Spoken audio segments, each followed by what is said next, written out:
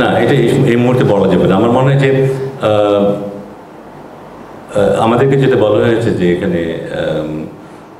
এখানে বাহিনী বা ঘটনা এগুলি এই মুহূর্তে রিভিল করার সুযোগ নেই। আর যদি আমি এখন ব্যক্তিগতভাবে ওটা জিনিসটা পড়িনি এখন পুরোপুরি, ওটা ব্যক্তিগতভাবে এটা বলার সুযোগ নেই, ঘটনা বা নাম এগুলি বলার সুযোগ নেই যদি থেকে থাকে। এটা আমার মনে হয় এই ব্যাপারগুলিতেই অ্যাডভাইস করবেন যারা এই টিমে থাকবেন, তারা অ্যাডভাইস করবেন বিসিবিকে যে আমাদের পদক্ষেপটা কী হবে legal point of view cover করে।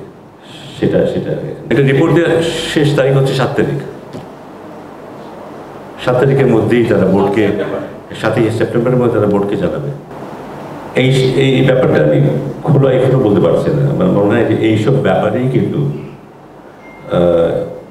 যে টিমটার কথা বলছি আমি, টিমটা গঠন করা হয়েছে যারা অ্যাডভাইস করবে বোর্ডকে, এবং তারা অ্যাডভাইস করবে কিন্তু 7 তারিখের মধ্যে।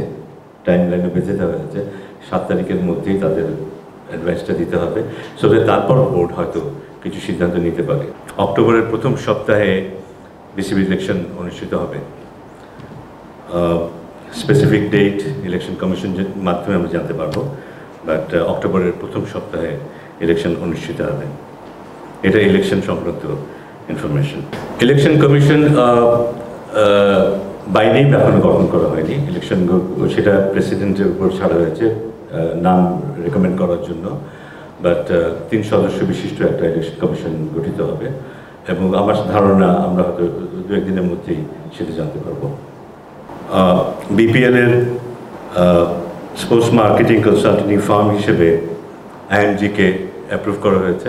IMG one of the leading marketing farm, এবং বিসিবি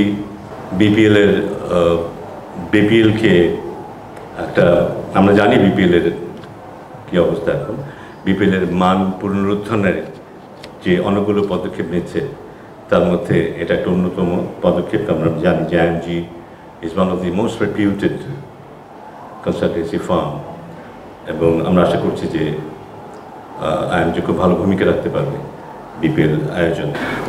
আজকের এই আলোচনাটা আমরা বোর্ড মিটিংয়ের মধ্যে রাখি, বাট উনি যেহেতু প্রশ্ন করেছেন মধ্যস্থিতি দিই না, ওকে 3 সেপ্টেম্বর পর্যন্তই ওর সাথে চুক্তি করা হয়েছে কয়েকটা দিনের জন্য, এবং এর মধ্যে এটা সীমাবদ্ধ থাকবে। ভবিষ্যতে কখনো দরকার হলে আমরা আবার তাকে আনবো বা তার মতো আরেকজন কাউকে আনবো যাকে আমরা যোগ্য বিবেচনা করব।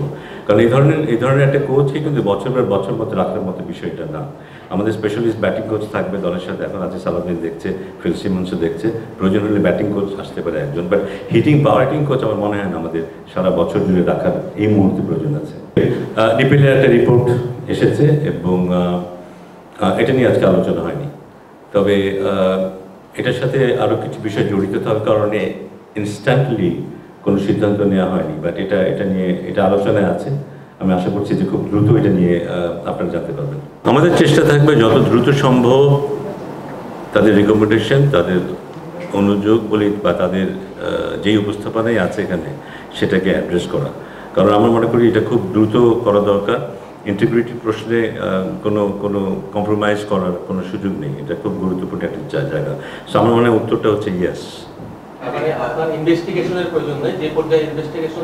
না, ইনভেস্টিগেশন করার দায়িত্ব তাদের ছিল না, কিন্তু এটা ইনভেস্টিগেশন করার দায়িত্ব ছিল। এখন রিকমেন্ড করবে এই টিমটা, তারপরে তাতে ফুল ফ্লেজড ইনভেস্টিগেশন করতে হবে। কাউকে যদি আমি অ্যাকিউজ করতে চাই, এখন আমরা কাউকে এখানে কারো নাম যদি থেকে থাকে, কোনো অর্গানাইজেশনের নাম যদি থেকে থাকে, কাউকে আমরা বলতে পারবো না যে তারা তারা তারা কনভিক্টেড।